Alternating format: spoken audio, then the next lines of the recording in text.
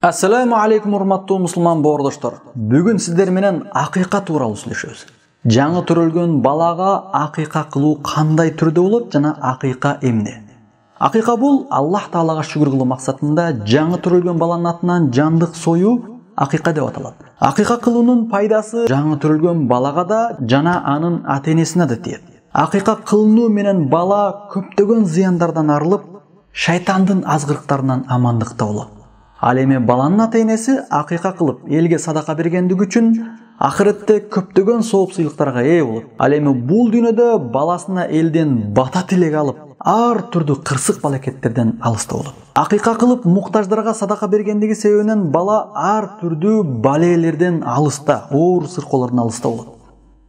Наристе төрөлгөндө ата-эне ал баланын атынан жандык союп акыйка кылуунун шарияттагы өкүмү сүннөт. Ошондуктан сүннөттү аткаруу максатта ар бир балага калтырбастан акыйка кылуу өтө сооптуу иштерден болуп эсептелинет. Уул балага 2 кой, ал эми кыз балага 1 кой союлат. 2 кой союуга мүмкүнчүлүгү жетпей калса, анда уул бала үчүн деле 1 кой союп койсо жетиштүү болот. Эң башкысы максат кылынган акыйка кылуу ибадат амалы аткарылды. Аллахтын элчиси Мухаммад саллаллаху алейхи ва саллям айткан: "Kullu gulamin murtahanun bi aqiqatihi tuzbah anhu yawma sabi'i wa yuhlaqu ra'suhu wa yusamma." Бала өз акыйкасына байланган. Аны бошотуу үчүн 7-күнү анын атынан жандык союлуп акыйка кылынат.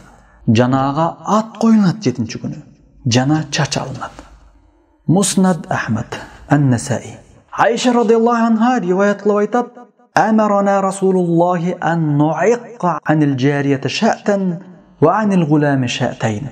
Аллахтын элчиси саллаллаху алейхи ва саллям уул бала үчүн 2 кой, кыз бала үчүн 1 кой союп акыйка кылууга бизди буйруду дейт Айша радиаллаху анха. Ибн Маджа.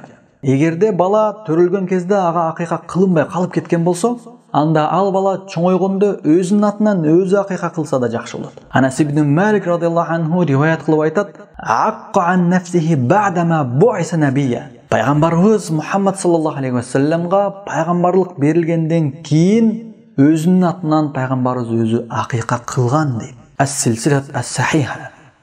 Хасан аль-Басри рахимахуллах айтат: "Иза лам ю'аққа анка фa'аққа ан нафсик." Эгерде сага акыйка кылынбаган болсо мурда, анда сен өзүңдүн атыңан өзүң акыйка кыл дейт улуу алым.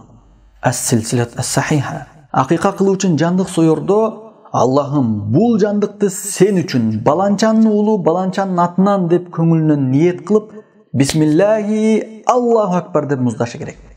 Акыйка кылуу үчүн кой, эчки жана уй, төө сыяктуу жандыктардын бирин союп коюу менен акыйкага аткарса болот.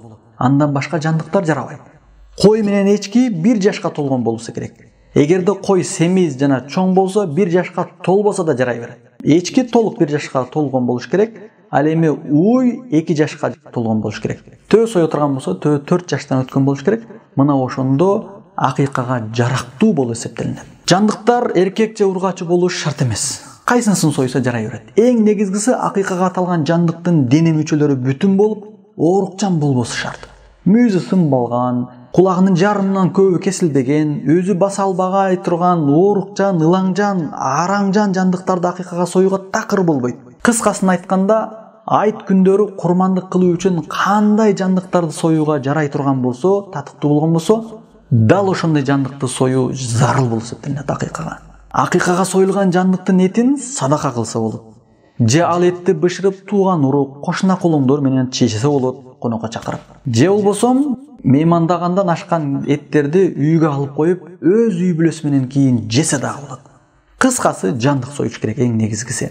Акыйка кылуунун убактысы эң мустахаб убактысы 7-күн. Тактап айтканда, наристе төрөлгөн күндүн 7-күнүн союшу эң сооптуу күн болуп эсептелинет. Эгерде 7-күнү соя албай калса, анда 14-күнү сойса да болот. А эгер 14-күнү да соя албай калган болсо, анда 21-күнү, анда да соя албай калган болсо, анда каалаган бир күнү союп койсо жарай берет. Пайгамбарыбыз Мухаммад саллаллаху алейхи ва саллям айткан: "Ал-акыйкату тузбаху ли 7 ав ли 14 ав ли 21." Акыйка кылууга даярдалган жандык 7-күнү же 14-күнү, же болбосо 21-күнү союлат. As-Sahih al-Jami. Aqulu qawli hadha wa astaghfirullah li wa lakum. Assalamu alaykum wa rahmatullahi wa barakatuh.